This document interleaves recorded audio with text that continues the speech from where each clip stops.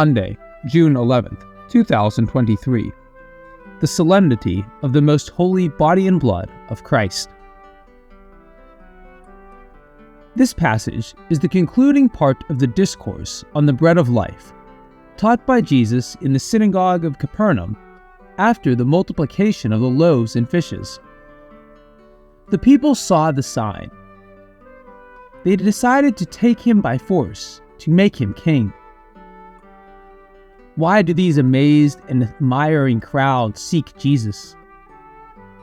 They are moved by an immature faith. They are interested in Jesus just because they think he can satisfy their material needs through miracles. Mature faith is something else. It is that of those who understand that Jesus does not perform miracles to impress, but to introduce us to a deeper reality. In Capernaum, the crowd does not understand. Jesus attempts to explain the mystery.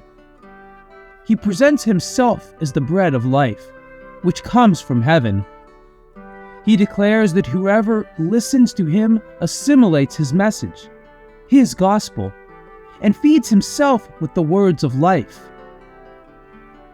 His statement, however, is not listened to. For the Jews, the bread that came down from heaven is the manna, and the food that nourishes is the word of God.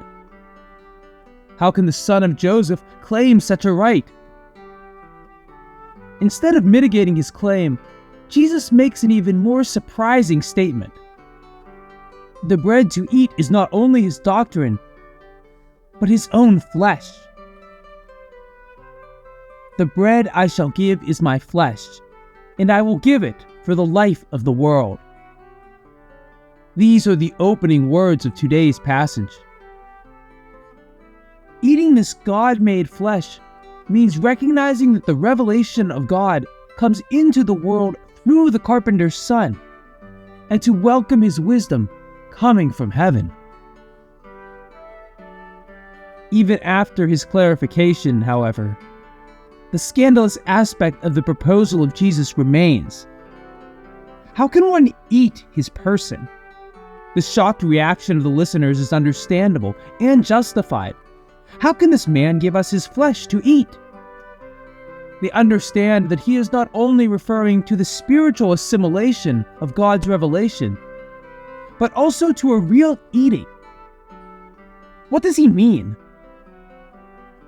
The discourse on the Eucharist is inserted here. Jesus gives the meaning of the sacrament of Eucharist. This is the fount and summit of all Christian life. We know that, for lack of priests, on Sunday, many Christian communities do not gather around the table of the bread of the Eucharist, but around the Word of God. We are confident that they receive an abundance of life from this unique food available to them. Eucharist, it must be emphasized, is sacrament that really makes the risen Christ present. It does not substitute the faith in the Word of Christ. Before receiving the Eucharistic bread, it is necessary to listen to and to meditate upon the Gospel passage. The reading of the Word of God is the essential premise.